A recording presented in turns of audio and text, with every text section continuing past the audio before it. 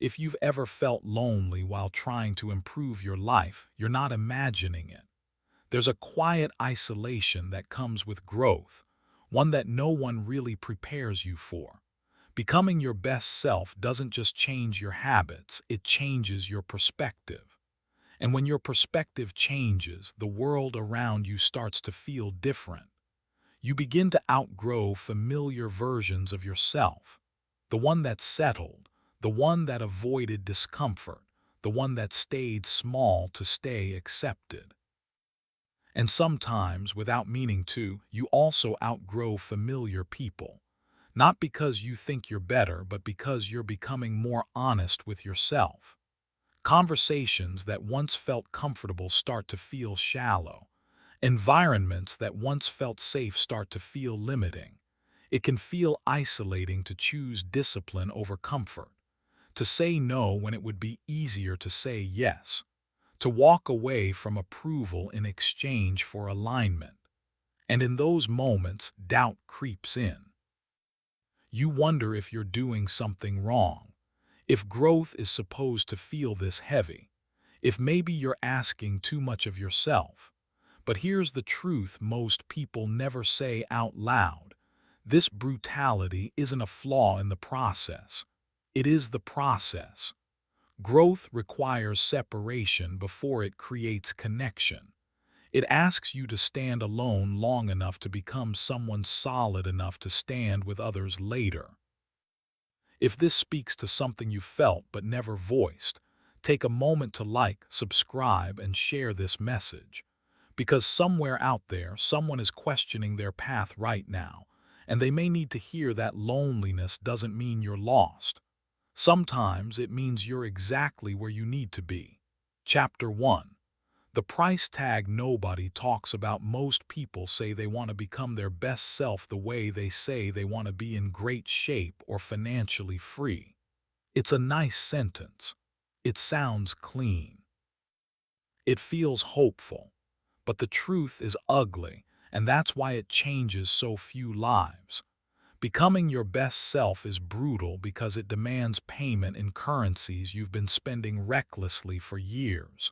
Comfort, approval, excuses, and the easy story you tell yourself about who you are. Brutal doesn't mean dramatic. It doesn't mean you have to suffer for the sake of suffering.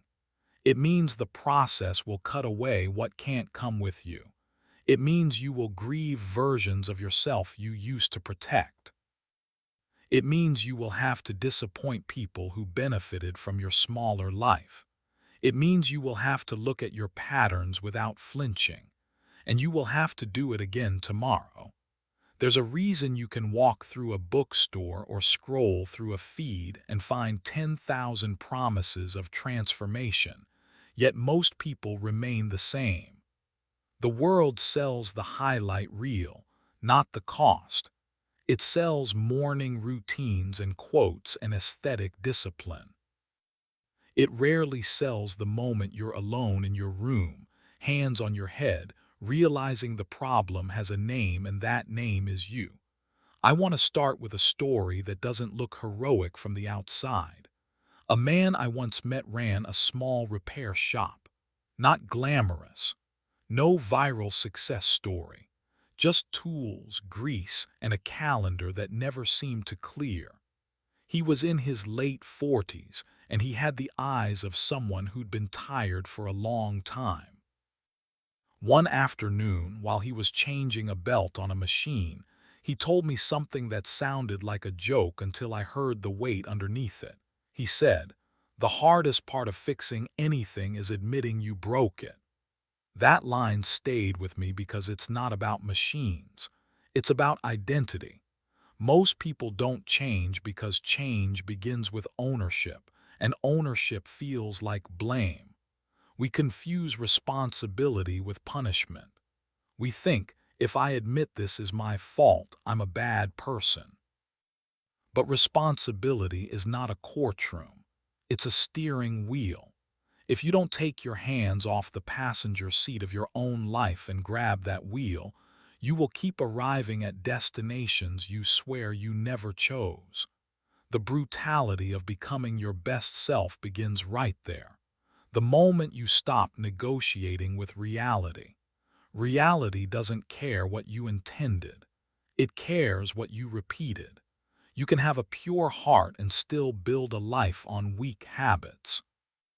You can be talented and still waste years because your days are unstructured and your standards are low. You can be a good person and still be unreliable. The best self you imagine is not built by intentions, it's built by evidence. Evidence is brutal because it's honest. Look at how people talk when they're stuck. They don't describe their actions, they describe their feelings. They say they're overwhelmed, unmotivated, uninspired, unsure, not ready, not supported. Those feelings may be real. But feelings are not commands. If your life is driven by feelings, your life will be driven by weather. Sunny day you go, rainy day you stop. And eventually you call inconsistency your personality. Becoming your best self is brutal because it requires you to move when your feelings vote no. Think of a sculptor staring at a block of marble. Inside that stone is a figure, but it isn't released by motivation. It's released by removal. Chunks come off. Dust fills the air. The sculptor doesn't ask the stone if it's comfortable. The sculptor is not sentimental about what has to go. That's the part nobody likes because we're attached to the marble. We're attached to our coping habits even when they are killing our future. The late night scrolling that numbs you, the sugar that calms you, the alcohol that smooths the edges, the constant entertainment that keeps you from hearing your own thoughts, the toxic relationship that proves you're wanted even if it proves it through pain, the procrastination that gives you an excuse not to risk failing, the jokes you use to avoid being serious about your life, the little lies you tell so you don't have to face your own standards. You don't keep these things because they're good. You keep them because they're familiar. Familiar is a prison disguised as a home. Here, where the brutality becomes personal. You will have to break agreements you didn't even realize you made. Agreements like, I will never be the kind of person who wakes up early. I will never be the kind of person who says no. I will never be the kind of person who is alone. I will never be the kind of person who sets boundaries. I will never be the kind of person who asks for help. I will never be the kind of person who speaks up. I will never be the kind of person who follows through. Those agreements become your identity. And identity is powerful because you will defend it, even when it hurts. I've seen people sabotage a promotion because success threatened their self-image as the overlooked one. I've seen people gain weight again because being healthy meant being seen, and being seen meant being judged. I've seen people stay broke because money would remove the excuse that life was unfair, and without that excuse, they'd have to face their own decisions. I've seen people keep chaos around them because chaos is a familiar language, and peace feels suspicious. If you're going to become your best self, you need to understand this. The old you will fight to survive. Not because the old you is evil, but because the old you is built to protect you. Your habits, even the destructive ones, began as strategies. They were solutions at one time. They helped you cope, belong, avoid pain, feel control, escape discomfort. Your mind is loyal to survival, not greatness. Survival says, stay safe, stay liked, stay comfortable, stay the same. Greatness says, grow, stretch, risk, endure. That clash is where the brutality lives. There's a moment in every serious transformation where you feel like you're losing your mind. You're not. You're losing a pattern, and patterns fight back like living things. They whisper, this is too much. This is who you are. This won't last. You'll fail anyway. Start tomorrow. Nobody cares. You deserve a break. You've had a hard day. You can't do this. The brutal part is that some of those whispers will sound like your own voice because they've been your voice for years. So what do? You stop treating your life like a debate. You decide what you are building and then you build it on purpose. That repair shop owner understood something most people miss. If a machine kept breaking the same way, he didn't keep patching symptoms. He found the fault line. And when he found it, he didn't argue with it. He didn't tell the machine it should behave better. He didn't shame it. He didn't motivate it. He changed the part. He tightened what was loose. He replaced what was worn. He restructured what was failing. Your life needs that same honesty. The practical shift begins with a simple rule. Stop diagnosing your life with emotions and start diagnosing it with patterns. If you don't like your body, what are your eating patterns, your movement patterns, your sleep patterns, your stress patterns? If you don't like your money situation, what are your spending patterns, your earning patterns, your learning patterns, your risk patterns? If you don't like your relationships, what are your communication patterns, your boundary patterns, your attraction patterns, your tolerance patterns? If you don't like your confidence, what are your promise-keeping patterns, your preparation patterns, your self-talk patterns? This is where people get offended, because patterns don't care about your story. But if you can stay calm long enough to look, you'll find leverage. You'll find the one or two behaviors that, if you changed them, would change everything downstream. Now let's make this real with a metaphor that cuts clean. Imagine you're carrying a backpack everywhere you go. You've been wearing it so long you think it's your body. Inside are bricks labeled with everything that has kept you stuck. Resentment, laziness, people-pleasing, addiction, avoidance, fear of judgment, fear of failure, fear of success, old guilt, old shame, old anger. Every time you try to climb, you feel heavy. Every time you try to run, you gas out. And you keep saying, I need more motivation. You don't need more motivation. You need fewer bricks. But here's the brutality. You have to pull them out one by one, and each brick has a memory attached. You remove people pleasing, and suddenly you feel the panic of being disliked. You remove avoidance, and suddenly you feel the fear you've been outmaneuvering. You remove addiction, and suddenly you feel the rawness you've been numbing. You remove resentment, and suddenly you have to confront your own role and your own healing. You remove the fear of judgment, and suddenly you have to risk being seen. You remove the fear of failure, and suddenly you have to try. The backpack gets lighter, but the process feels heavier at first because you're finally carrying your life without anesthesia. If this audiobook is bringing you value so far, take a moment to like it. Share it with someone who needs to hear this. Leave a comment with your biggest takeaway, and subscribe to Prime Audiobooks for more content like this. Now, let's continue. Now we talk about discipline, because discipline is the tool that makes brutality productive instead of pointless. Most people misunderstand discipline. They think it means being hard on yourself. They think it means punishment, denial, grim faces, and white-knuckle control. Real discipline is not hatred. Real discipline is devotion. It is the ability to act in alignment with what you want most, not what you want now.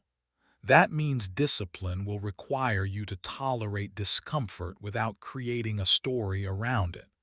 A runner doesn't stop training because training feels hard. A musician doesn't quit because scales are boring. A craftsman doesn't abandon a project because the early drafts are ugly.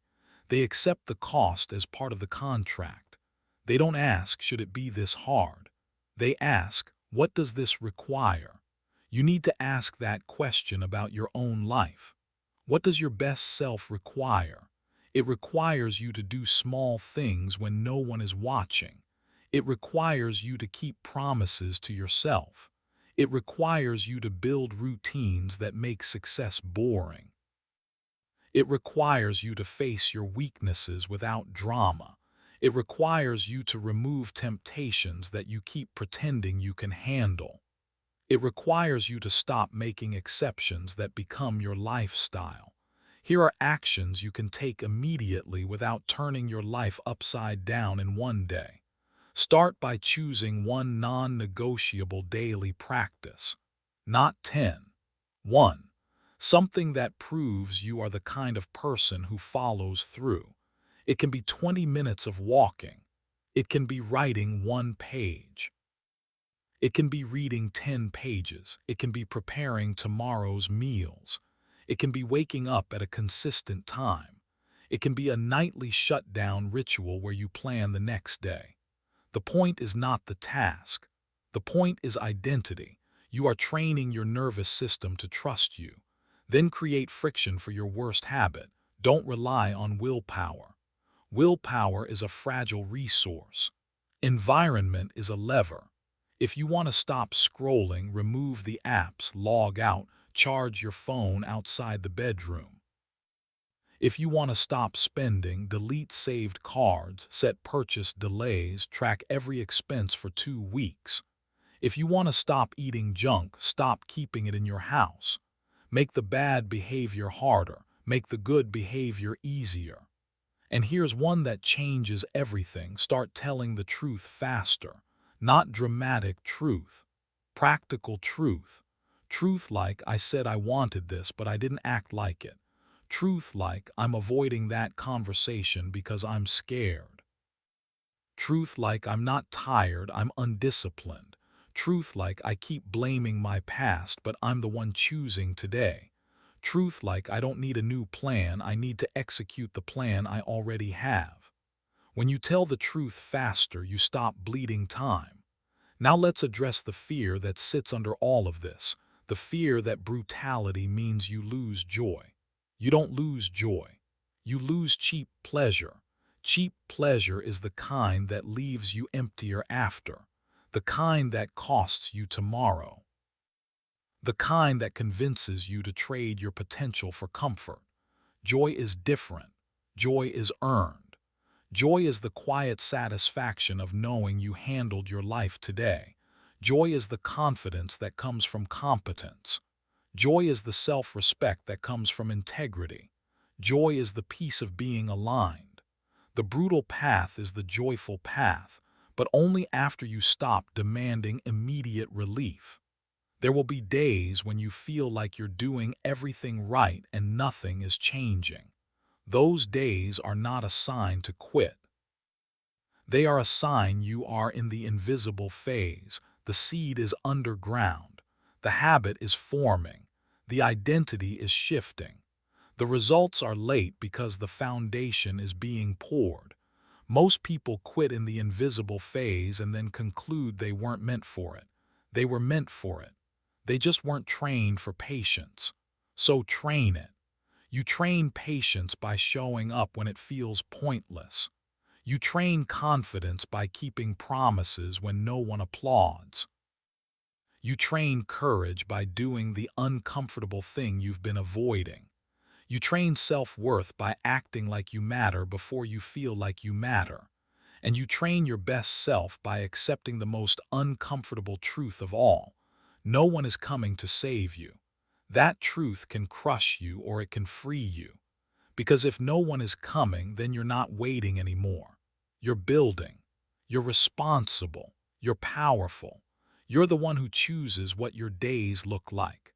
You're the one who decides what you tolerate. You're the one who sets the standard. That's the price tag nobody talks about. Now let this land. If becoming your best self is brutal, what have you been protecting that is costing you your future? What comfort has been quietly stealing your strength? What habit keeps you small because small feels safe? If you removed one brick from that backpack today, which brick would matter most. And if you acted like your life mattered for the next 24 hours, what would you do differently starting tonight? Chapter 2. The identity war nobody sees. In the last chapter, you face the truth most people dodge. Your life is built on patterns, not intentions. You saw that change isn't a debate with your feelings, it's ownership, and ownership is the steering wheel. You also met the real cost of growth, the bricks you've been carrying and the discipline required to remove them one by one. Now we go deeper, because even when you start doing the right things, something inside you will try to pull you back. It won't look like sabotage at first. It will look like being realistic, keeping the peace, not wanting to be selfish, not wanting to change too much. And if you don't recognize it, you'll rebuild the old you with new vocabulary. There's a quiet moment that comes to nearly everyone who gets serious. It usually happens after a few strong days, maybe a few strong weeks. You've been waking up earlier. You've been moving your body. You've been eating better. You've been focused. Then you show up to a familiar room, around familiar people in familiar routines, and you feel an invisible pressure in your chest. It's not that anyone says, "Don't improve." They don't have to. The room says it without words. The room remembers who you used to be. The room has a role for you, and your growth threatens the script. That's the identity war. Identity isn't just how you see yourself. It's how other people are used to experiencing you, and how your environment rewards you for staying predictable. The brutal truth is that your old life often has incentives attached to your old self. When you're the one who always shows up late, people expect it, adjust to it, and laugh it off. When you're the one who always says yes, people lean on you, depend on you, and feel safe because you never create friction. When you're the one who complains but never changes, your circle bonds over the shared story of struggle without responsibility. And when you start changing, you don't just change your life. You change the social contract. That's why becoming your best self can feel lonely even when you're surrounded by people. I want you to imagine a docked ship that has been tied to the pier for years. The ropes are thick. Some are obvious, some are hidden in the shadow below deck. The ship decides it wants to sail. It starts the engine, the hull vibrates, the water churns. But it doesn't move. The ship can feel powerful and still be trapped. That's what happens when your internal desire outgrows your external ties. The brutal part is not that you lack strength. The brutal part is that some ropes were tied by you and some ropes were tied by people who liked the ship exactly where it was. I've watched this play out in 100 forms. A woman starts taking her health seriously. She stops drinking every weekend. She begins training. She drops some weight. She smiles more. She sleeps better. She thinks she's going to be celebrated. Instead, her friends start making jokes. They call her healthy queen with a tone that isn't admiration. They push drinks toward her, not because they want her to enjoy herself, but because her restraint makes them look at their own habits. Her growth becomes a mirror, and most people don't like mirrors. A man decides he's done being broke. He starts budgeting, reading, building skills. He stops wasting time. His family says they're proud, but the second he sets a boundary, they call him selfish. The second he says no to a request that would sabotage his goals, they say he's changed. And they don't mean it as a compliment. Here, the rule: when you upgrade, some people don't lose you. They lose control of the version of you they could predict. That's why you need to understand this early. Your best self is not built in isolation, but it is defended in isolation. There will be moments when you are alone with your standards, alone with your schedule, alone with your hunger for more. alone with the temptation to shrink back so you don't have to deal with the tension you're creating. And if you don't have a strategy for that tension, you'll call it burnout and retreat. You'll call it balance and compromise. You'll call it being humble and stop doing what works. But the tension isn't a sign you're wrong. It's a sign you're changing. There's an old story about a blacksmith that I think about whenever I see someone quit too early. The blacksmith takes raw metal and puts it into fire until it glows. Then he pulls it out, hammers it, and puts it back into the fire again, over and over. Heat, hammer, heat, hammer. From the outside it looks like torture, but the blacksmith isn't hurting the metal, he's shaping it. Without the heat it can't be formed. Without the hammer it can't be strengthened. Without the cycle it stays raw. Most people want the strength of the sword without the furnace. The furnace is when you choose your standards even when the old room pressures you to lower them. The hammer is when you keep showing up after you mess up, when you correct the behavior without drama, when you rebuild your structure instead of collapsing into shame. The cycle is repeated discomfort handled with maturity. Now let's talk about one of the most dangerous traps in self-development, waiting until you feel like the new you. You won't. Not at first. Your identity doesn't update because you declared it. It updates because you lived it long enough that your nervous system believes it. That belief comes from proof. Proof comes from repetition. Repetition comes from structure. Structure comes from standards. So you need to act like your future self before it feels natural. That's not pretending. That's training. Picture someone learning to swim. The first time they enter deep water, their body panics. The lungs tighten, the muscles tense. If they interpret that panic as a sign they can't swim, they quit. If they interpret it as a sign their body is learning a new skill, they stay with the lesson. Becoming your best self is the same. Early discomfort is not a verdict, it's tuition. You're paying to become competent in a new way of living, but tuition feels expensive when you don't know the payoff is real. And that's why the identity war becomes a negotiation. You say, I'll do it if it's easy. You say, I'll do it if people support me. You say, I'll do it if I don't have to change too much.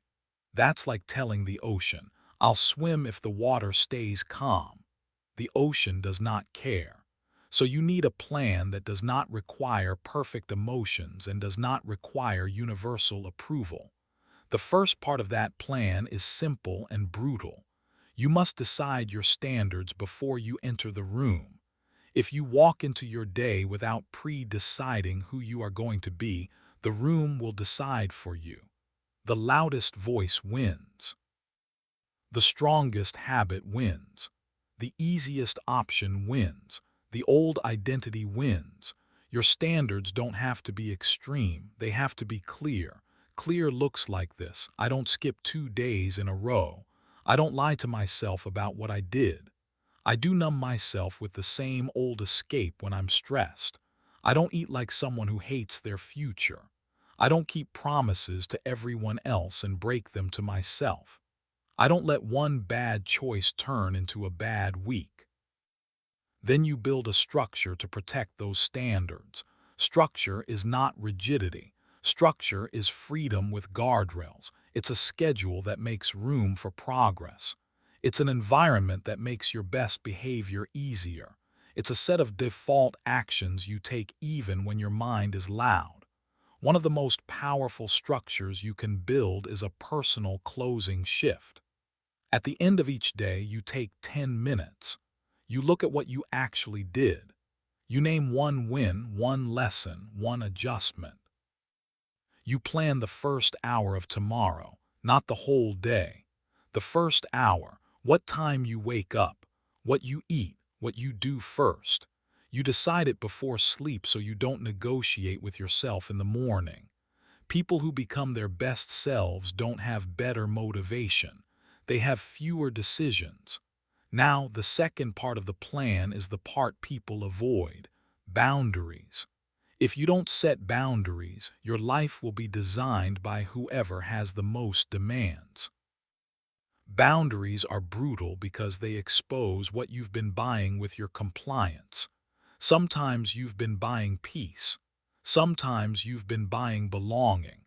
Sometimes you've been buying approval. Sometimes you've been buying the right to avoid conflict.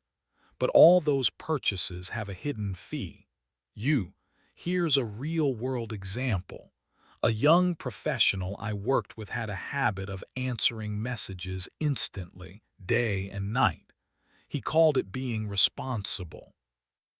But he was exhausted, unfocused, and always behind on the goals he claimed mattered most. When he finally decided to change, he tried to do it politely and vaguely. He told people he'd try to respond slower. Nothing changed, so we made it concrete.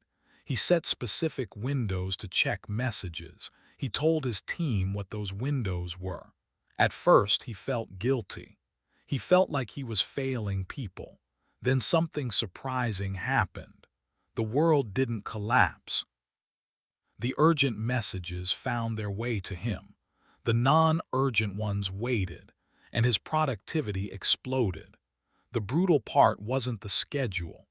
The brutal part was tolerating the discomfort of not being instantly available and realizing that the guilt he felt was not morality. It was conditioning. If you want your best self, you're going to have to disappoint people with weak expectations so you can stop disappointing yourself with weak standards. That sentence stings because it's true. And here's where most people go wrong. They think boundaries are arguments. Boundaries are not arguments, they are announcements. You don't need long explanations. Long explanations invite negotiations. You need calm clarity, you need repetition, you need consistency. You can say, I can't do that. You can say, that doesn't work for me. You can say, I'm not available tonight. You can say, I'm focusing on my health, so I'm not drinking. You can say, I'm not discussing this topic. You can say, I'll get back to you tomorrow. You can say, I'm not making that purchase. Then you let the discomfort pass through you without backing down. That's brutal because your old identity wants to be understood by everyone. Your best self doesn't require universal understanding. It requires integrity. Now let's talk about the third part of the plan because it's the hidden engine behind everything, the people you keep close. This is not about hating anyone. This is not about arrogance. This is about physics. Spend enough time around low standards and you will breathe them in. Spend enough time around high standards and you will rise to them. You don't need to cut everyone off. You need to stop pretending everyone gets equal access to your time and energy. Some people are inner circle. Some people are friends. Some people are acquaintances. Some people are history.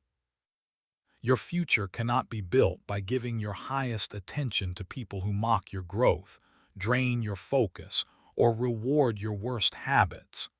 There is a cruel truth about certain relationships. They love you, but they don't love the work it takes for you to become more. Sometimes it's because your growth makes them insecure. Sometimes it's because it changes the dynamic. Sometimes it's because they genuinely fear losing you. And sometimes they just like the comfort of a shared stagnation. Becoming your best self is brutal because you will have to stop confusing familiarity with loyalty.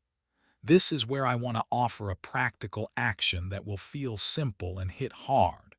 Do a 2-week environment audit. For 2 weeks, notice what happens before you fall into your worst habits. Notice where you are, who you're with, what time it is, what you're feeling, what you're avoiding.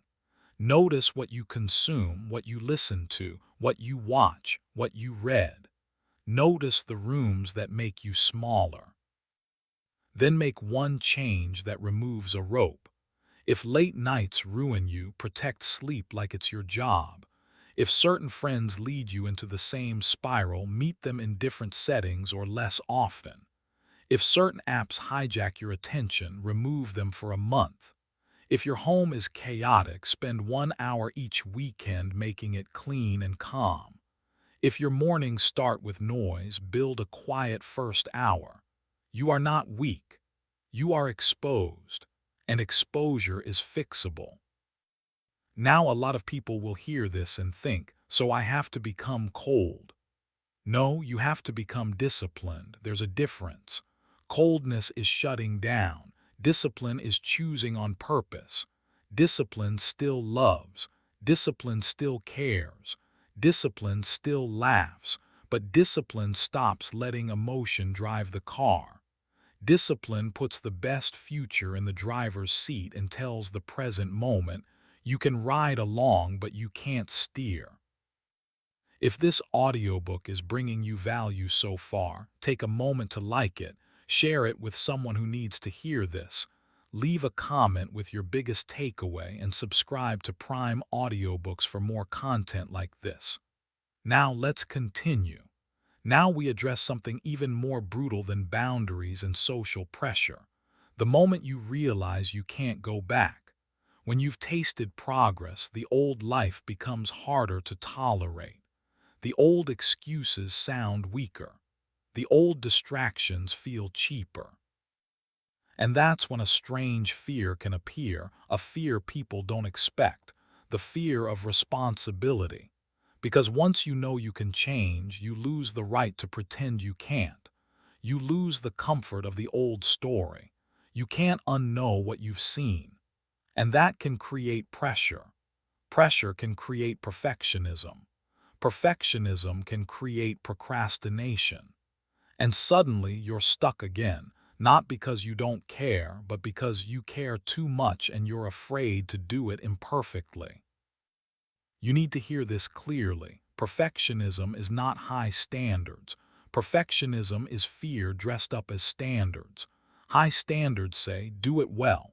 Perfectionism says, if it can't be flawless, don't do it. High standards create progress. Perfectionism creates paralysis. Your best self is not built by flawless weeks. Your best self is built by recovery. Recovery is the skill of returning to the standard quickly after you slip. Because you will slip. You will have a day where you sleep in. You will have a day where you eat like you don't care. You will have a day where you waste time. You will have a day where you avoid the hard conversation. The brutal part is not the slip. The brutal part is what you do next. Most people use a slip as permission to collapse. One missed workout becomes a missed week. One bad meal becomes a bad weekend. One overspend becomes, I'll start next month. One emotional moment becomes a return to the old coping habit. That's not because they're doomed. That's because they don't have a recovery protocol. So build one. When you slip, you do 3 things calmly without drama. First, you tell the truth about what happened in one sentence. Second, you choose the next right action, not the perfect plan. Third, you return to the schedule at the next available point, not when you feel ready. Truth, next step, return. That's a professional mindset. That's what mature people do. That's what your best self does. And here's a deeper layer. Recovery is how you build self-respect. Self-respect isn't a feeling you wait for. It's a result you earn. It's the relationship you build with yourself by doing what you said you would do, especially after you didn't. Now let's make this even more real with one more story. There was a man who decided to turn his life around after years of drifting. He wasn't lazy in the way people imagine laziness. He worked. He paid bills. He showed up. But he never aimed. He never chose. He was living on default, and default was taking everything and giving him nothing. He started small, like we talked about, one daily practice. Then he added structure, then boundaries. After a few months, people around him started responding differently. Some encouraged him, some mocked him, some tested him. One friend in particular kept pushing him to go back to the old habits, the old nights, the old escapes. One night after he said no again, the friend snapped and said, "You think you're better than us now?" The man paused. You could tell he wanted to smooth it over, he wanted to laugh, he wanted to be liked. Then he said something that changed his life. He said, "I don't think I'm better than you, I think I can be better than I've been, and I'm done arguing with that." That's the line, that's the decision, not arrogance, not contempt. Clarity. He didn't attack, he didn't defend. He simply refused to shrink to make the room comfortable. That's what the identity war demands. It demands you choose yourself without turning it into a fight. Now I want you to understand what happens when you win this war. When you hold your standards long enough, the room changes. Sometimes the room adjusts and grows with you. Sometimes you outgrow the room and find a new one. But either way, your nervous system adapts. The discomfort fades. The boundaries become normal. The structure becomes your default. The new identity becomes real because you have receipts. And then the brutality shifts. It becomes a quiet strength. You stop needing applause. You stop needing permission. You stop needing perfect conditions. You become the kind of person who can be trusted. Trusted by others, yes, but more importantly, trusted by you. That trust is a foundation that can hold anything. Big goals, hard seasons, rejection, loss, success, pressure. A person who trusts themselves can handle life. A person who doesn't will keep seeking rescue in distractions, relationships, and excuses. So here's the discipline you carry out of this chapter. Pre-decide your standards before the day begins. Build a closing shift at night so tomorrow starts with direction. Set boundaries as announcements, not debates. Audit your environment for ropes and remove one. And when you slip, recover like a professional. Truth, next step, return. That is how you stop being a ship that vibrates at the dock. That is how you cut ropes without turning your life into a war with everyone around you. That is how you win the identity war that nobody sees. Now let it get personal. Where are you still asking the room for permission to become who you know you can be? Which rope have you refused to cut because the discomfort of change feels worse than the pain of staying the same? Who benefits from you staying predictable? And what does it cost you every time you comply? If you stopped negotiating and started announcing your standards, what would you protect first? And what would you finally let go of tonight? Chapter 3. The boring days are the battlefield you've already seen that real change isn't a burst of emotion. It's ownership, and ownership demands standards that don't bend when the room pushes back. You felt the identity war, the invisible ropes, and the uncomfortable clarity of boundaries that aren't debates. Now comes the phase that quietly eliminates most people, not because it's dramatic, but because it's dull. The movies don't show this part. The speeches don't glorify it. But this is where your best self is actually built. The ordinary day when nothing is on fire, nothing is urgent, nobody is watching, and you still have to do the work. Most people think the hardest moment is the beginning, when you're out of shape, broke, uncertain, or overwhelmed. That beginning is hard, but it's honest. You can feel the pain. You can see the problem. You can use frustration as fuel. The more dangerous phase is when the pain becomes familiar and the progress becomes quiet. The scale stops moving. The excitement fades. The compliments stop. The new routine becomes routine. And a thought creeps in that has ended more transformations than failure ever did. Is this it? This is where becoming your best self turns brutal in a different way. It's no longer brutal because you're cutting away obvious bad habits. It's brutal because you're asked to endure boredom without betraying your future. You're asked to keep going without the emotional reward. A lot of people don't quit because it's hard.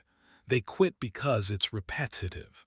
Repetition is humiliating to the ego. Your ego wants a story. It wants a milestone. It wants a before and after photo.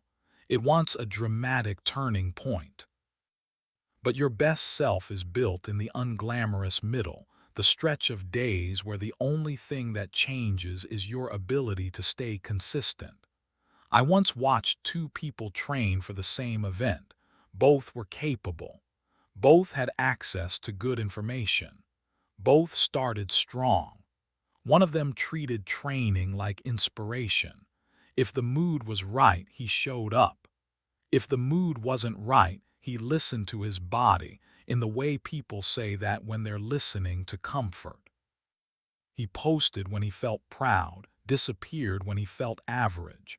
The other one trained like a craft. She had days where she felt unstoppable and days where she felt slow. She didn't treat either day as a verdict. She treated both days as a schedule. She had a minimum standard that she hit even on rough days, and she had a stretch standard that she reached on good days. She tracked it like someone who respects their own word. Months later, the difference wasn't talent. It was tolerance for the ordinary. That's what you have to build now, tolerance for the ordinary, because your best self is not a mood. Your best self is a pattern that holds under boring conditions. Here's the truth most people aren't ready for. You don't rise to the level of your goals. You drop to the level of your systems. When you rely on emotional intensity, you get emotional results. Inconsistent, unpredictable, fragile. When you rely on systems, you get steady results. Boring, reliable, unstoppable. But there's a reason people resist systems. Systems reveal how often you've been living on impulse. Impulse loves the easy yes. It loves the small treat. It loves the quick escape. It loves the immediate relief. Your best self requires delayed relief. That's not poetic. That's the job. Think about a farmer. A farmer doesn't plant seeds and then stand over the soil screaming for a harvest. The farmer does the daily work. Water, protect, remove weeds, keep animals out, maintain the field. The farmer understands that growth happens quietly. Most people are not farmers, they are gamblers. They want one big win, one perfect week, one lucky break. Then they wonder why their life looks like a lottery ticket. Your best self is built by farming. Farming is brutal because it's patient, and patience is not passive. Patience is active restraint. It's doing the right thing again when you're tired of doing the right thing. It's staying loyal to the process when the results are late. Now let's talk about the plateau because it's the psychological trap that makes good people quit. Plateaus happen in every area of life. Fitness, learning, business, relationships, mindset.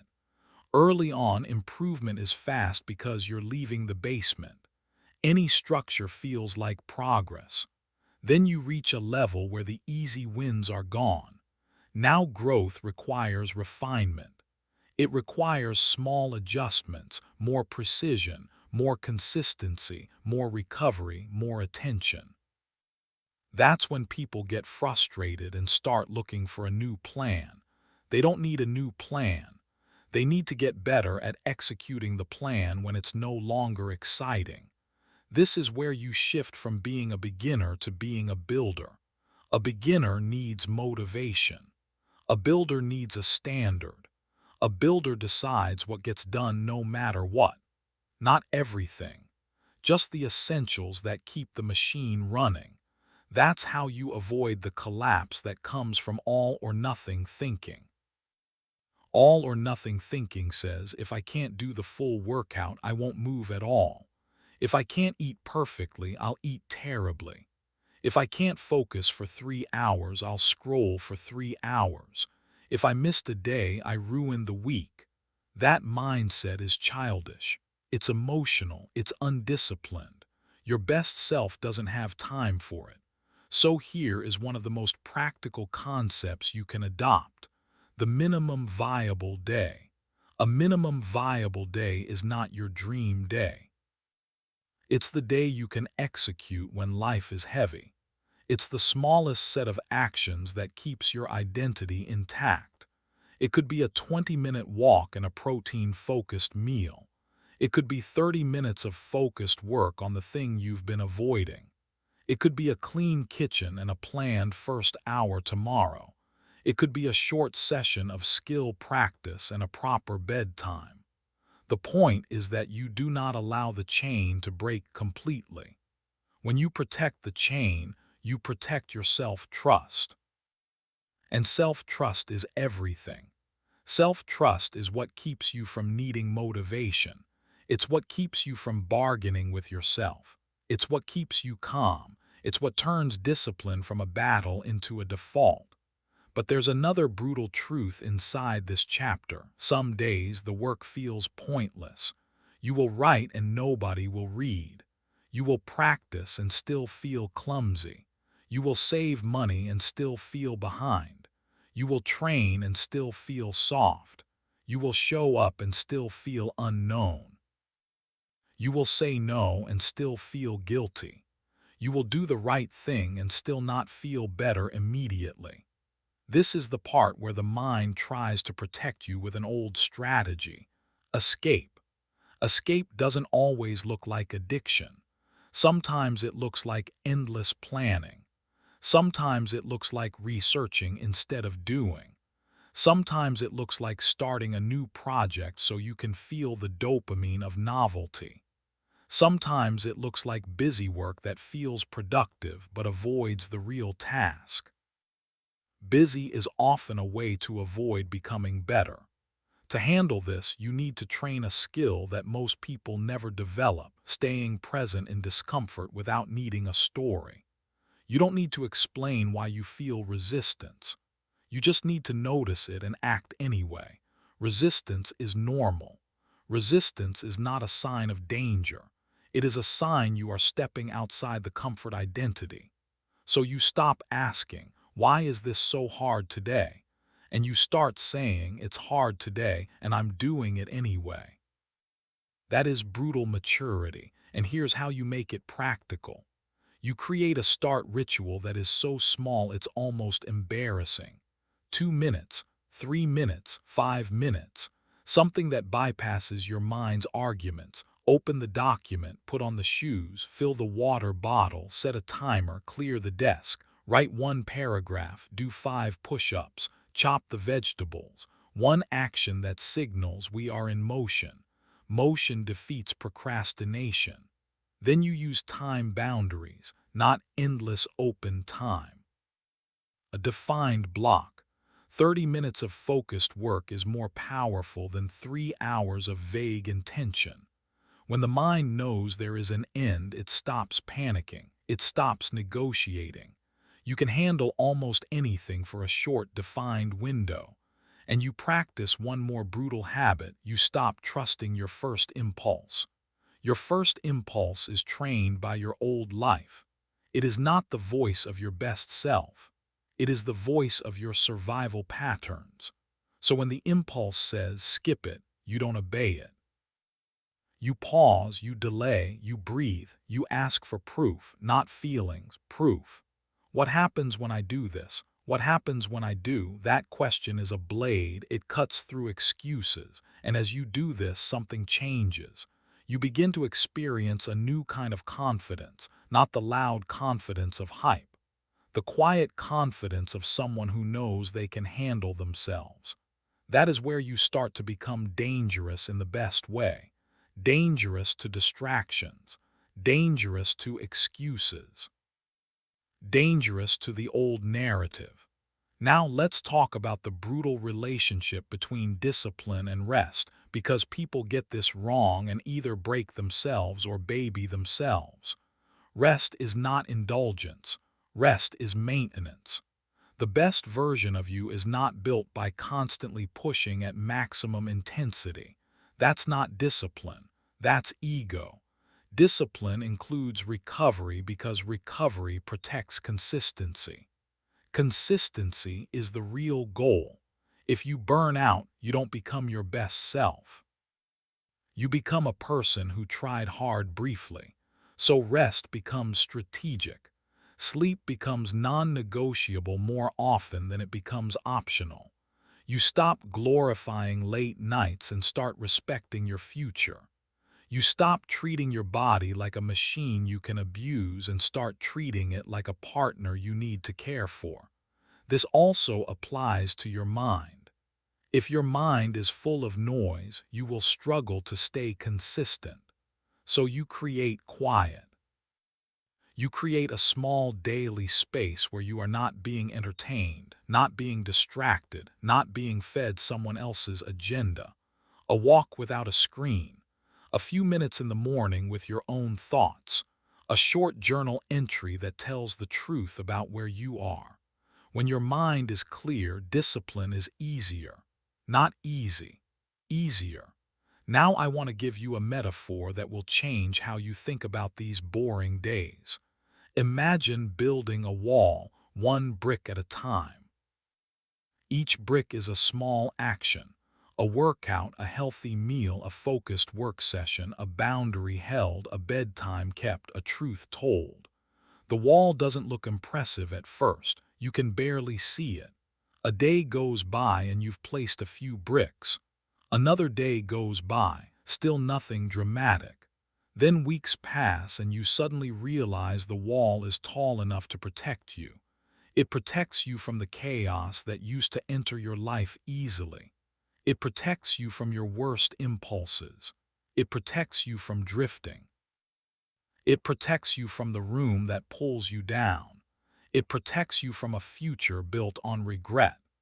Most people never build that wall because they demand to see results before they lay bricks.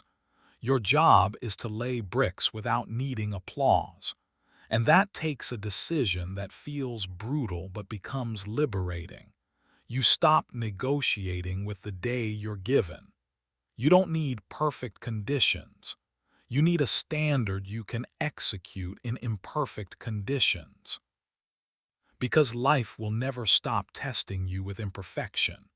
There will be travel, there will be illness, there will be stress, there will be unexpected problems, there will be emotional days, there will be lonely days, there will be days when you feel behind. The question is not whether those days will come. The question is whether you have built an identity that can survive them. Your best self is not built on the easy days. Your best self is proven on the hard, boring, and inconvenient ones. And if you can win those days, you can win your life.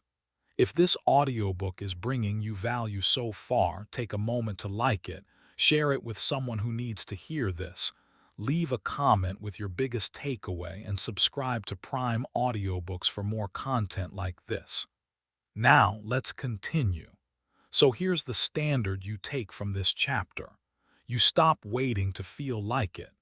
You build a minimum viable day that protects your chain. You use a tiny start ritual to get moving. You put time boundaries around the work so your mind can't wander into endless resistance. You delay your first impulse and choose based on outcomes, not cravings. You rest strategically so you can return consistently. You lay bricks without demanding a standing ovation. That is what the boring days are for. They are not empty. They are training. And if you're paying attention, you'll notice something else. The more you do this, the less you need external validation. You don't need someone to clap for you to know you're becoming stronger. You don't need someone to believe in you to keep going. You don't need the room to approve. The work itself becomes the proof. That's the moment you begin to step into a new kind of freedom. the freedom of being governed by your standards instead of your mood, the freedom of choosing your actions instead of being dragged by your impulses, the freedom of waking up and knowing you can rely on yourself. Now sit with this. Where have you been mistaking boredom for a sign to stop, when it was actually the moment you needed to stay?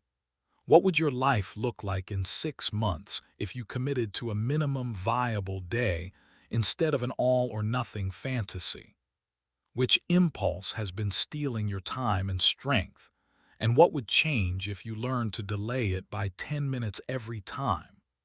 And if your best self is built one brick at a time, what brick will you place today that your future will quietly thank you for? Chapter 4. The truth that sets you free. HURTS. First, by now, you've faced the cost of ownership, the identity war that pressures you to shrink, and the quiet battlefield of boring days where consistency is either built or abandoned. You've stopped waiting for motivation. You've learned to protect the chain, and you've started laying bricks even when nothing feels dramatic. Now you're ready for the next brutal requirement, the one that turns effort into real transformation. You have to tell the truth about yourself with zero romance. Most people don't fail because they're incapable. They fail because they live inside a story that protects their ego. The story says they're trying. The story says they're busy. The story says they're unlucky. The story says they're different, special, complicated, misunderstood. The story says they would be consistent if life were calmer, if people supported them, if they had more time, if they had more energy, if they had more confidence. And the story is the cage. Because as long as you can explain your life away, you never have to change it. Becoming your best self is brutal because it takes away your favorite shelter, self-deception. That might sound harsh, but it's actually the most respectful thing you can do for yourself. Self-deception is not kindness. It's delay. It's how years disappear. It's how potential turns into regret without ever making a scene. Let me give you a picture you can feel. Imagine you're driving at night with a dirty windshield. The road is still there. The signs are still there, but everything is blurred. You keep squinting. You keep leaning forward. You keep guessing. You might still reach your destination, but you'll be tense the whole time, and you'll miss exits you could have taken easily. That's what life looks like when you're not honest. You're still moving, but you're moving through distortion. Truth cleans the windshield. The brutal part is that the first wipe reveals how dirty it was. This is where people get defensive. They think truth means beating yourself up. It doesn't. Truth means accuracy. It means you stop calling things what makes you feel good and you start calling them what they are. If you say you want health but you're eating like you don't care, the truth is not that you're struggling. The truth is that your daily decisions do not match your stated priority. If you say you want financial freedom but you keep buying things to soothe emotions, the truth is not that money is hard. The truth is that you're using spending as sedation. If you say you want a better relationship but you avoid conversations and swallow resentment, the truth is not that you're keeping the peace. The truth is you're training distance. Truth doesn't shame you. Truth exposes leverage. But you have to be willing to see it. I knew someone who used to talk about wanting to write a book for years. He had notebooks, ideas, outlines, even a title. He loved the identity of being a writer. He loved the dream. Then one day he showed me his calendar and his screen time report without being asked. That's rare. And it was brutal. Not because it was embarrassing, but because it was undeniable. He had spent more hours arguing in his head about writing than actually writing. He had spent more time consuming other people's content than creating his own. That moment didn't destroy him. It saved him because the truth ended the debate. He stopped negotiating. He started scheduling. He stopped calling himself a writer as a personality trait and started becoming one as a behavior. Your best self does not emerge from inspiration. It emerges from evidence. So here's the question you need to sit with. Do you want comfort or do you want clarity? Comfort says it's fine. Clarity says it's accurate. Comfort keeps you the same. Clarity gives you options. Now let's make this practical in a way that doesn't require a personality change. You need a scoreboard. Every serious transformation has one. Athletes have stats. Businesses have numbers. Pilots have instruments. Without instruments, you're just hoping. And hope is not a plan. Your scoreboard doesn't have to be complicated. It has to be honest. It has to track the behaviors that create the outcome. If you want energy and confidence, track sleep and movement. If you want a stronger body, track training and protein. If you want money stability, track spending and saving. If you want focus, track deep work time and screen time. If you want emotional stability, track the habits that regulate you. Sunlight, movement, quiet time, journaling, therapy, whatever you choose. Here, the brutal shift. You stop using memory as your report card. Memory lies when it's uncomfortable. Memory smooths the edges. Memory cherry picks. Memory says, I've been pretty good. A scoreboard says, here is what happened. And once you have here is what happened, you can improve without drama. There's a reason this feels intense. Because as soon as you track something, you can't pretend anymore. That's the point. Now some people hear this and feel fear because they associate tracking with control and control with anxiety. But you're not tracking to punish yourself. You're tracking to train yourself. Think about a coach with a stopwatch. The stopwatch isn't cruel, it's honest. It doesn't care about your excuses, it cares about your time. And because it's honest, it allows you to improve. Your life needs a stopwatch, not for everything, for the one or two areas that matter most right now. So pick a small set of metrics. Keep it simple. Then you do something that will change your identity faster than almost anything else. You review them weekly. A weekly review is where you stop drifting and start steering. Once a week, you look at what you did. Not what you intended, not what you felt, what you did. You name what worked. You name what didn't. You pick one adjustment, then you plan the next week around that adjustment. This is how you become your best self without needing constant intensity. You become a person who learns. Most people repeat. Winners refine. Refinement is brutal because it removes excuses. It forces specificity. It forces responsibility for the details. And details are where your life is actually decided.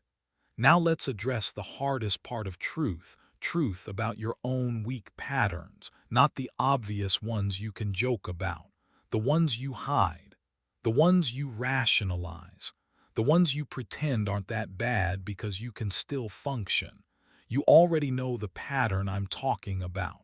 The one that shows up when you're tired, the one that shows up when you're stressed, the one that shows up when you feel rejected, the one that shows up when you feel behind. Your best self is built by confronting that pattern calmly, not by trying to be a different person overnight. Here's a metaphor that will make this clear. Imagine you're trying to eliminate a leak in your house. At first you notice a puddle, you mop it up. The next day it's back. You mop it up again. That's what most people do with their habits. They keep mopping the puddle. They keep dealing with consequences. They keep promising themselves it won't happen again. Meanwhile, the leak is still there, quietly damaging the structure. Truth is when you stop mopping and start tracing the leak back to the source. The source is usually not what you think. It's not lack of willpower.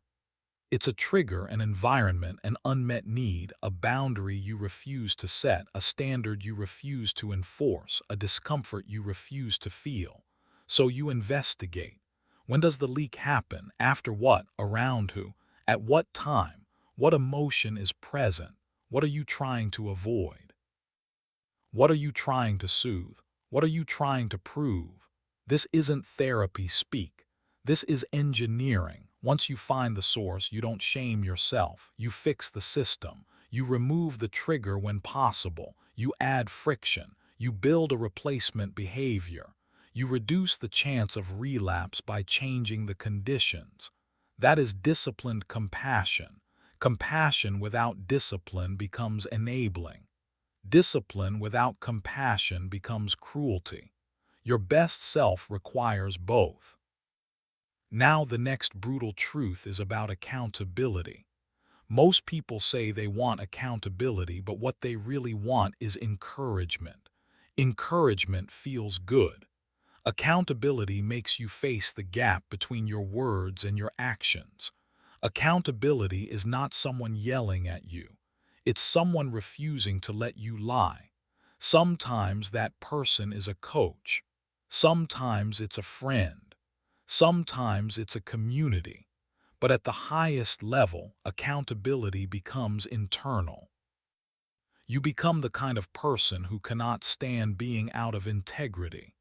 You don't need motivation because you have a reputation to protect. Not with the world, with yourself. This is where the concept of integrity stops being a moral word and becomes a practical weapon. Integrity means your private actions match your public intentions. Integrity means your standards don't vanish when nobody is watching. Integrity means you don't make promises you can't keep, and when you make one, you treat it like a contract. A lot of people live like their promises are suggestions. That's why they don't trust themselves. So here is a direct action that will build self-trust fast. For the next 7 days, make one small promise to yourself each morning and keep it no matter what. 1. It can be tiny, a walk, a page of writing, a planned meal, a cleaning session, a bedtime, a focused work block. It doesn't matter what it is as long as it's clear and you keep it. Then you record it, done or not done. No excuses in the record. If you didn't do it, you write not done. That's it. That one practice will change your identity because it trains you to respect your own word. And once you respect your own word, everything gets easier. Decisions get cleaner. Boundaries get firmer.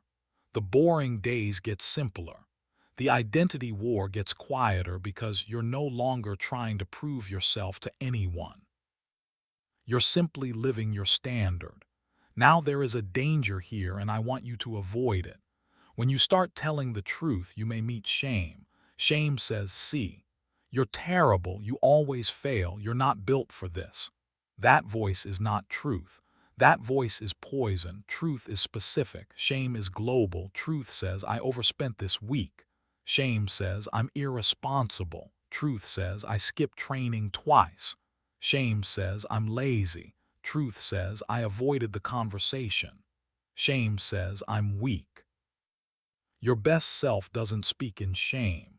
Your best self speaks in specifics and solutions. So when you feel shame rising, you do something mature. You separate the fact from the identity label. You say, this behavior happened.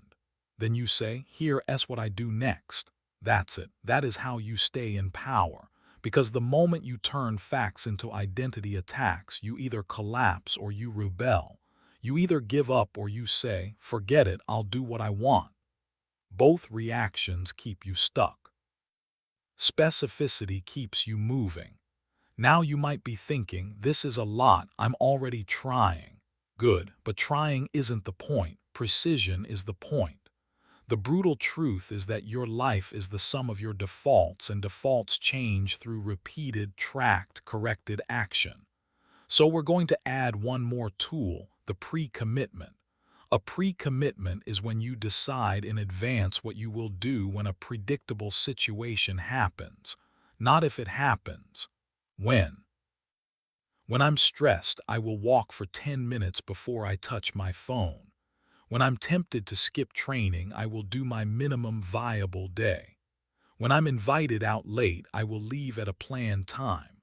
When I want to buy something impulsively, I will wait 48 hours. When I feel lonely, I will reach out to one person and then do my planned work block. When I feel behind, I will pick one task and finish it before I consume entertainment. Pre-commitments remove the surprise. They remove negotiation. They turn chaos into a script you wrote for yourself. That's not rigidity. That's leadership. And leadership is what your best self is. If this audiobook is bringing you value so far, take a moment to like it, share it with someone who needs to hear this, leave a comment with your biggest takeaway, and subscribe to Prime Audiobooks for more content like this. Now, let's continue. Now let's bring everything together in a way you can carry into tomorrow without needing a perfect mood. You win this phase by becoming allergic to vague language. Vague language is how people hide from reality. It's how they keep hope alive without paying for it.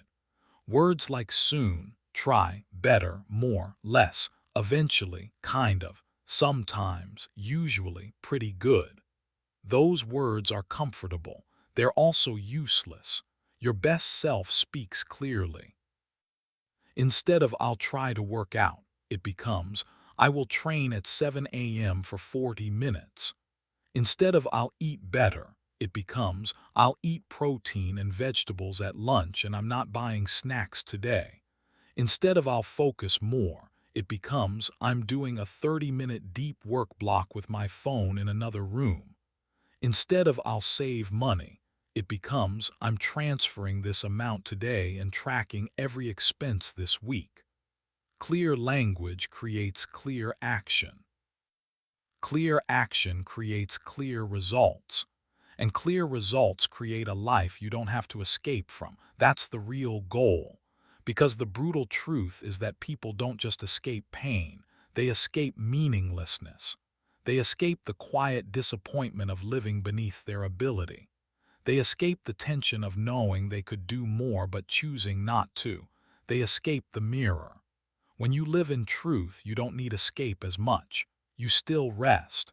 You still enjoy life. But you're not running. You're not numbing. You're not bargaining with your future. You're building. So here's what this chapter demands from you. Pick a scoreboard. Keep it small. Track what matters. Review it weekly. Create one daily promise and keep it for 7 days.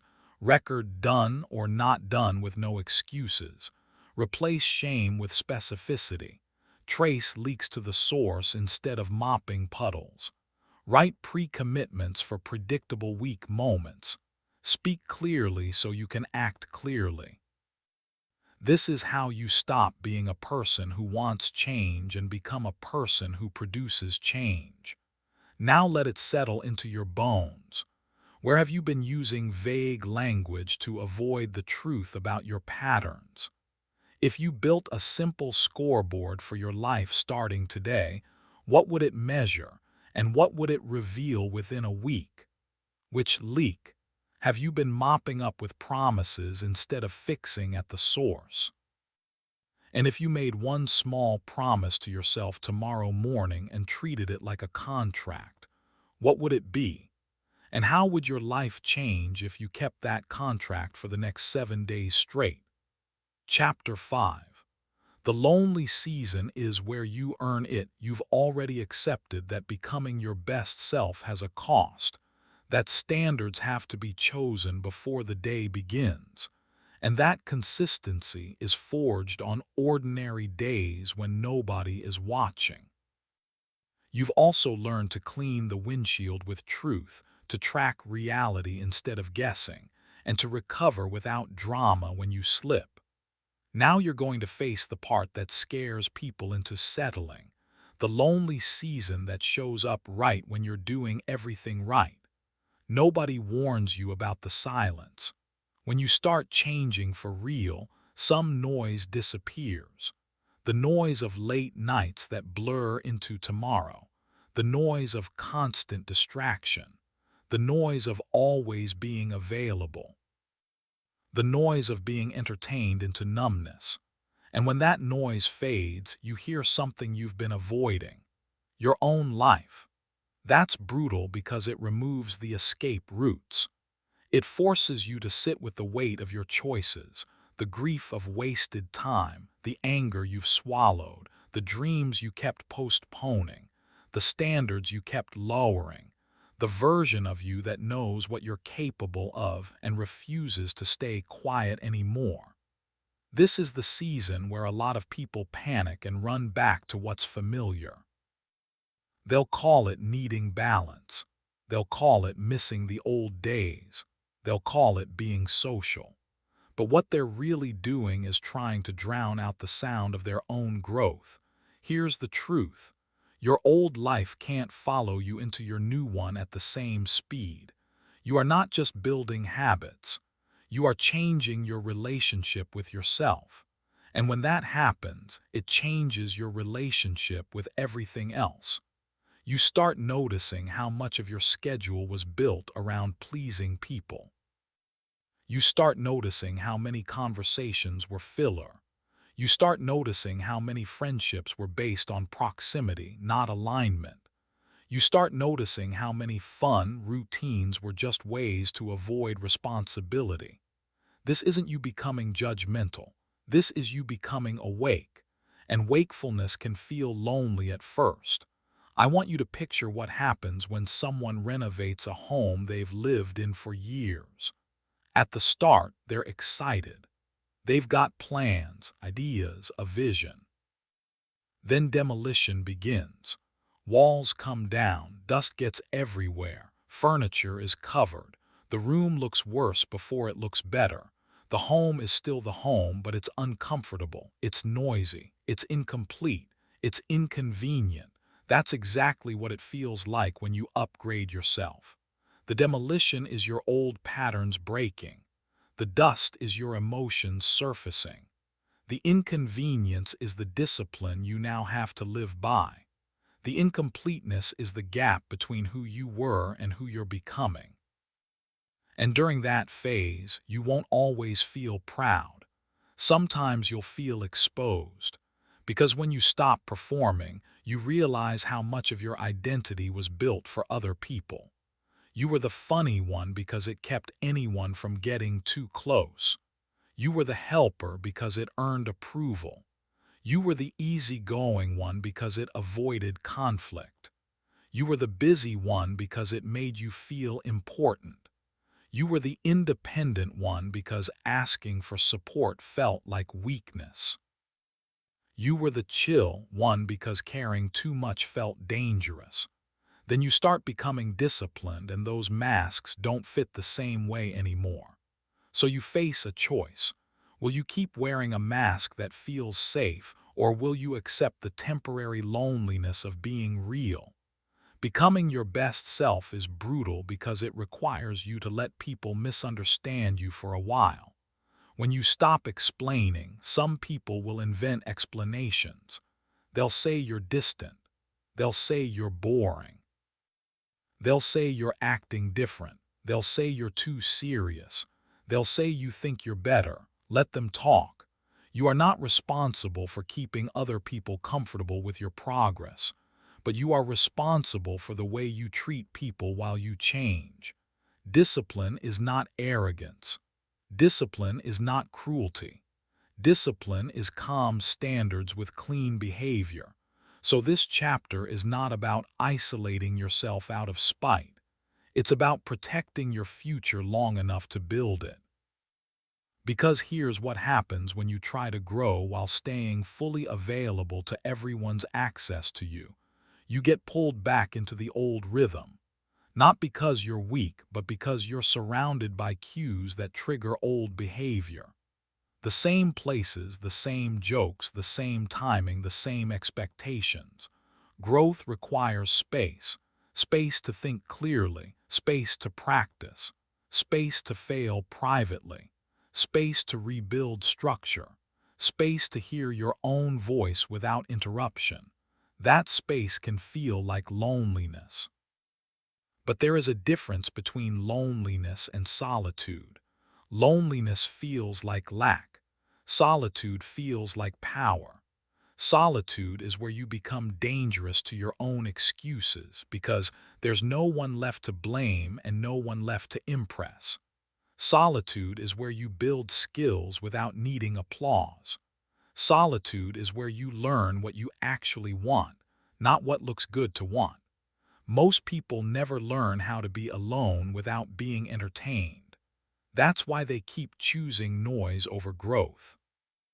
So here is a disciplined action that will change the speed of your transformation. Schedule solitude like training, not once in a while when you feel inspired. On the calendar, 2 or 3 times a week, 45 minutes, 90 minutes, whatever is realistic. No phone, no scrolling, no background noise, just you and your priorities. At first it will feel uncomfortable. Your mind will fidget. It will try to create errands. It will try to remember random things. It will try to convince you this is unproductive. That's withdrawal. You are withdrawing from distraction. Stay with it. In that solitude, you do 3 things. You think, you plan, you execute. You think by telling the truth about where you are. You plan by deciding the next few steps clearly. You execute by doing one meaningful task right there, even if it's small. Solitude becomes the workshop where your best self is built. Now let's address another brutal truth. Some people will only respect the boundaries you enforce consistently. You can be kind, you can be calm, you can be clear. And some people will still test you, not because they're evil, but because the old version of you trained them that you bend. So you teach them again. You teach them that your no is real. You teach them that your time is valuable. You teach them that your standards aren't negotiable. You teach them that you can love them without losing yourself. That teaching is not done with speeches, it's done with repetition. You will feel awkward at first, you will feel guilty, you will feel the urge to over-explain. That's normal, that's conditioning. You are not a bad person for protecting your life. Here's what helps: when you set a boundary, attach it to a value, not a mood, not "I don't feel like it." That invites debate. Instead, "I'm focusing on my health. I'm protecting my mornings. I'm working on something that matters to me. I'm on a schedule. I'm not available tonight." Then you move on. You don't argue. You don't defend. You don't perform guilt. You let the discomfort pass. That discomfort is temporary. The life you're building is not. Now, the lonely season also reveals something else: the difference between supporters and spectators. Spectators like to watch your potential. They like to talk about what you could do. They like the idea of you leveling up. But when you actually level up, they don't know how to relate to you. They don't participate. They don't adjust. They just watch and comment. Supporters don't always cheer loudly. Sometimes they challenge you. Sometimes they ask hard questions. Sometimes they go quiet and let you work. But you feel their respect. You feel their consistency. Your job is to stop giving spectator opinions the power of supporter influence. That means you take feedback from people who live by standards, not people who live by feelings. You take advice from people who have built something, not people who have only discussed building. And you stop letting random reactions shape your identity. Here's a practical action for that. Choose 3 voices. Not literally 3 people, though it can be. 3 sources you allow to influence you in this season: a mentor, a coach, a disciplined friend, a set of books, a community that lives what it teaches. Then you intentionally reduce exposure to voices that drain you. That might mean less time with certain friends. It might mean less social media. It might mean fewer late-night conversations that go nowhere. It might mean stepping back from environments that reward your worst habits. You are not obligated to keep feeding your future to your past. Now let's talk about the pain that hides underneath loneliness, grief. Yes, grief. Because growth is not just gaining, it's losing. You lose time wasting habits. You lose old excuses. You lose certain dynamics. You lose a version of yourself that felt simpler because it didn't demand much. And sometimes you lose relationships. Not always through conflict, sometimes through distance, sometimes through silence, sometimes through realizing you are no longer aligned. That hurts. If you pretend it doesn't, you become hard in the wrong way. You become bitter. You become numb. That's not strength. That's armor. Real strength is being able to feel the grief without letting it drive you back into old behavior. So here's the disciplined approach. You allow yourself to grieve without changing your standard. You can miss people. You can miss old routines. You can miss the ease of not caring so much, and you still show up. You still train. You still plan. You still keep your promises. That is what maturity looks like. Because the truth is, the lonely season ends, but only if you don't panic and undo your progress. If you stay steady, something happens. You begin to attract a new rhythm. You meet people who respect structure. You build friendships that don't require you to shrink. You find rooms where discipline is normal. You stop craving constant validation because you've built self-respect. But you have to hold the line long enough for the new life to catch up. That waiting is brutal. It's like planting seeds and having nothing above the soil for weeks. You still water, you still protect, you still show up. You trust the process because you understand the alternative is returning to a life that already proved it can't hold your potential. Now I want to talk about one more danger in this season, becoming obsessed. Some people step into discipline and turn it into a new identity trap. They become rigid. They become harsh. They turn their standards into a weapon against themselves and others. They stop enjoying life. They stop resting. They stop laughing. They start measuring their worth by perfection. That is not your best self. That is another form of escape. Your best self is disciplined, not fragile. Disciplined means consistent standards, flexible execution. It means you can travel and still protect the chain. It means you can have a hard week and still do a minimum viable day. It means you can attend a celebration without turning it into a relapse. It means you can adjust without collapsing. So during the lonely season, the goal is not to become extreme. The goal is to become stable. Stability is what gives you freedom, and stability is built by a few simple commitments you keep repeating. You protect your sleep more often than you sacrifice it. You move your body regularly, even if it's not perfect. You eat like someone who respects their future. You plan your days so you don't drift. You tell the truth quickly. You recover fast when you slip. You keep your environment clean enough that it supports you. You spend time alone on purpose. You choose your influences. You hold boundaries calmly. That sounds simple because it is. Simple does not mean easy. Now, as this chapter closes, I want you to understand something that will keep you from quitting when the quiet feels heavy. Loneliness is not always a sign you're doing something wrong. Sometimes loneliness is the echo of your old life fading away before your new life arrives.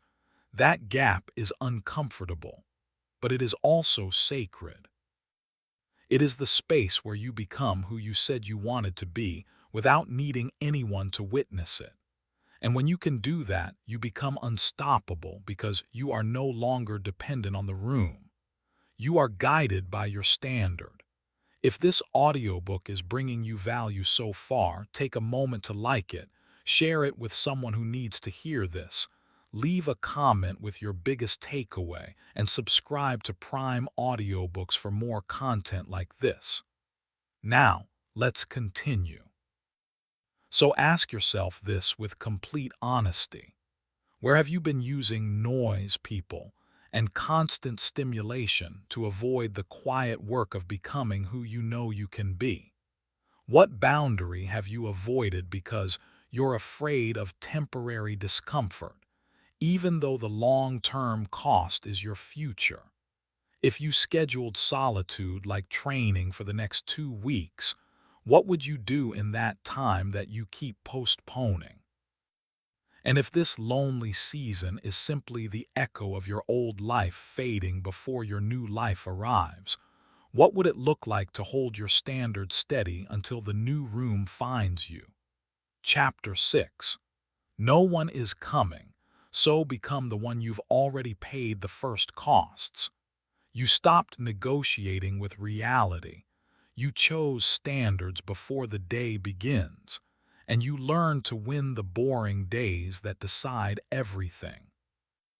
You cleaned your windshield with truth, tracked what matters, and practiced recovery so slips don't become collapses. You also faced the lonely season without running back to noise, and you held your line long enough to feel your own strength return. Now we finish this the only way it can be finished, with a final decision that turns everything you've heard into a life you can stand behind. Because becoming your best self isn't a phase. It isn't a 30-day burst. It isn't a personality makeover you perform when it's convenient. It's a permanent relationship with your own standards. And that relationship is brutal because it removes your last excuse. You already know the truth, even if you've avoided saying it out loud. Most of your life has been shaped by what you tolerate, not what you dream about, not what you post about, not what you intend, what you tolerate. You tolerate distractions so your focus stays weak. You tolerate weak boundaries so your time gets stolen. You tolerate vague goals so your days drift. You tolerate comfort so your courage stays untrained.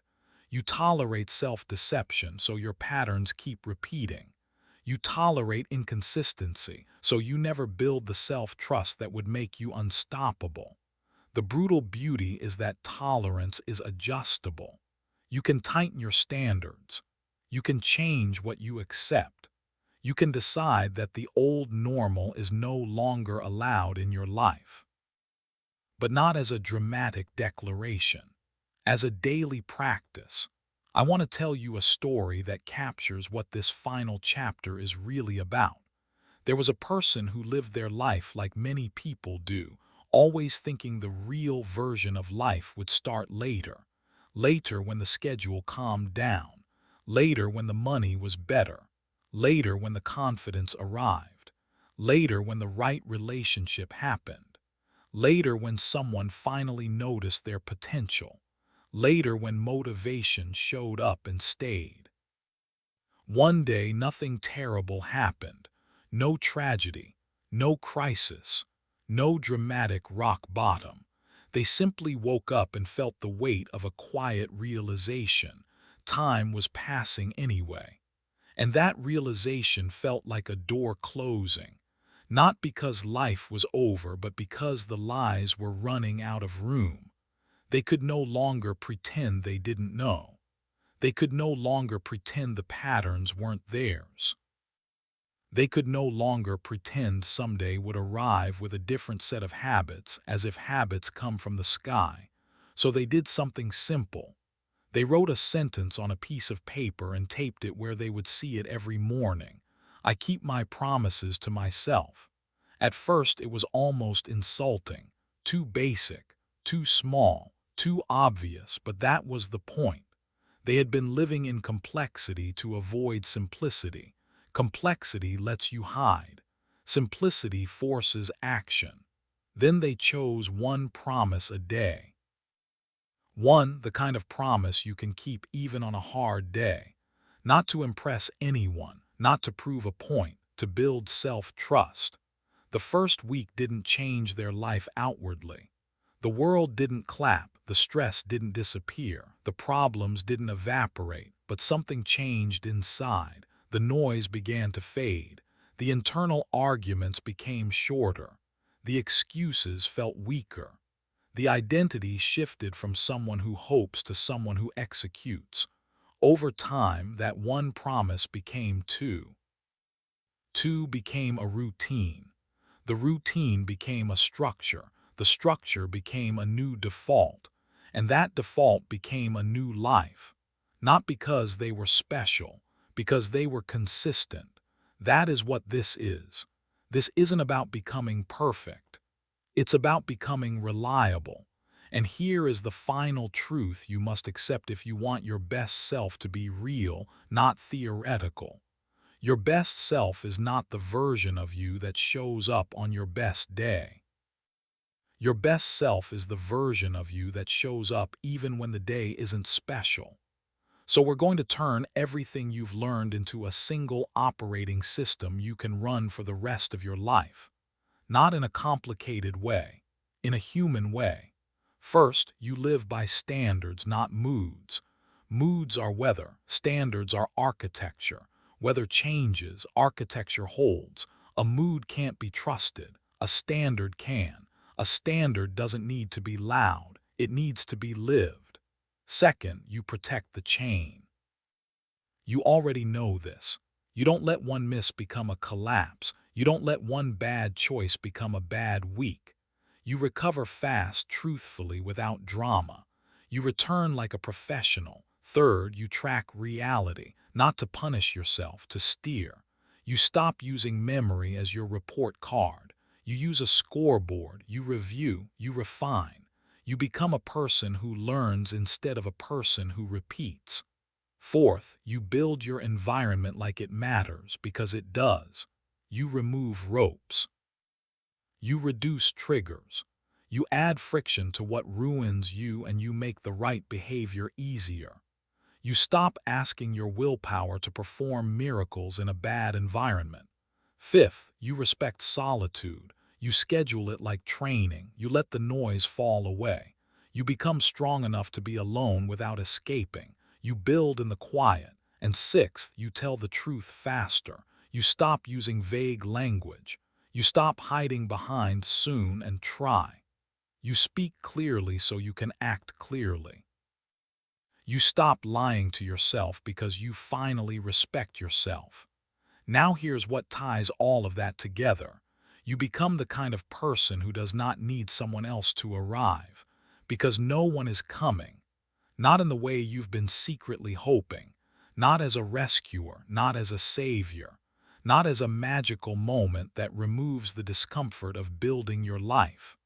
People can support you. People can love you. People can teach you.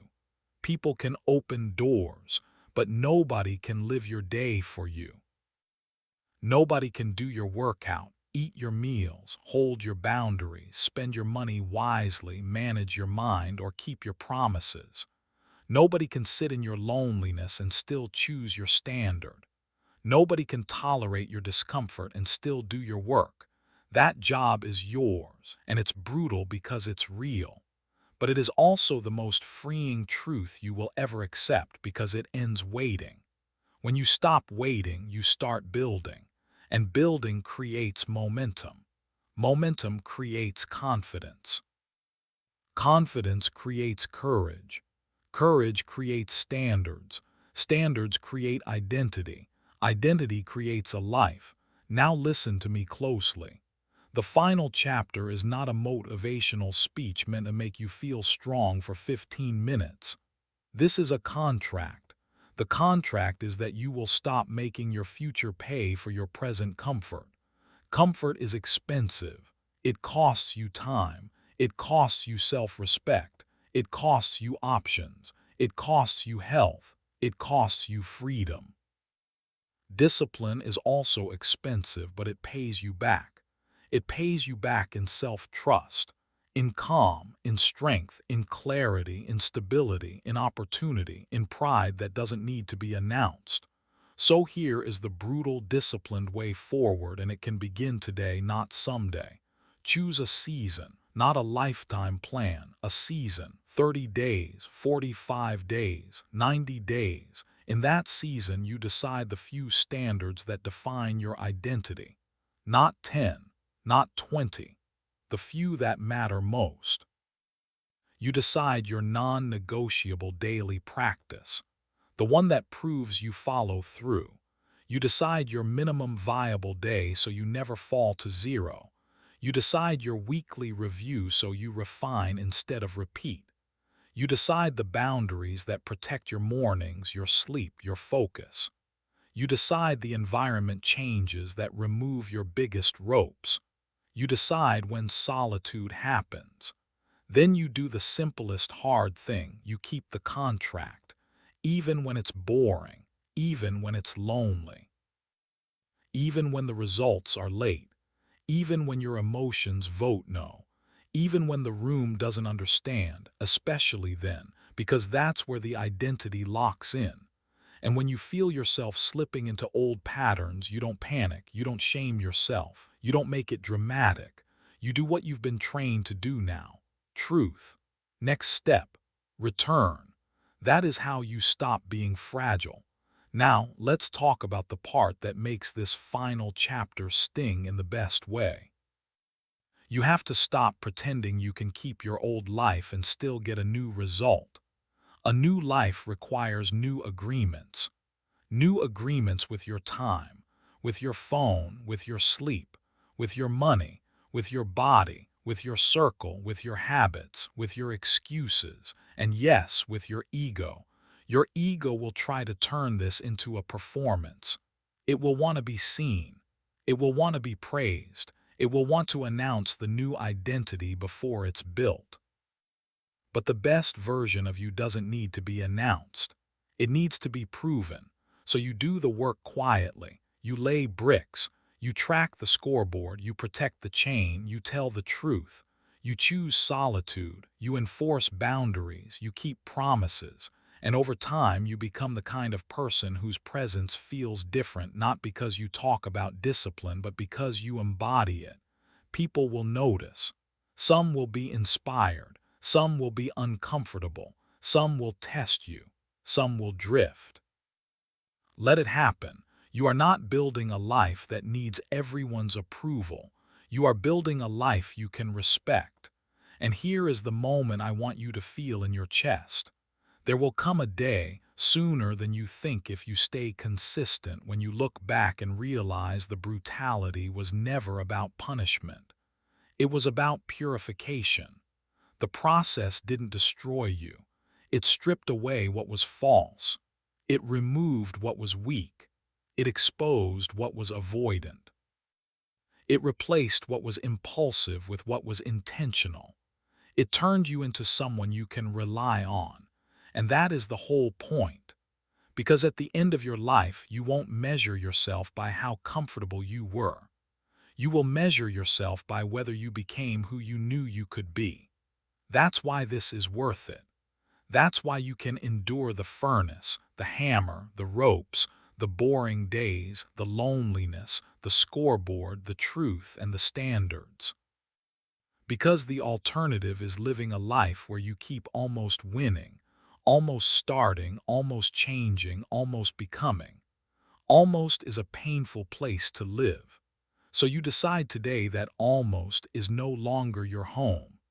If this audiobook is bringing you value so far, take a moment to like it, share it with someone who needs to hear this.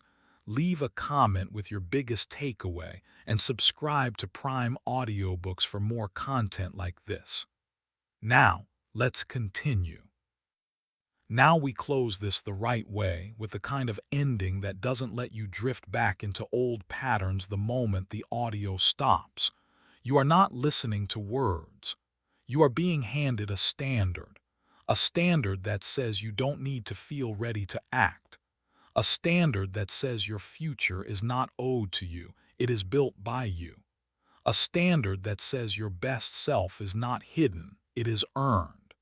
And a standard that says brutality is not the enemy, avoidance is. So when you finish this, don't treat it like entertainment. Treat it like a turning point. Not a dramatic turning point where everything changes overnight, but a real one where your behavior changes today. Pick one promise for tomorrow morning and keep it. Plan the first hour tonight so you don't negotiate at sunrise. Choose your minimum viable day so hard days don't erase you. Track what matters for 1 week so reality becomes your teacher. Schedule solitude so you can hear your own voice again. Remove one rope from your environment so you stop testing your willpower unnecessarily.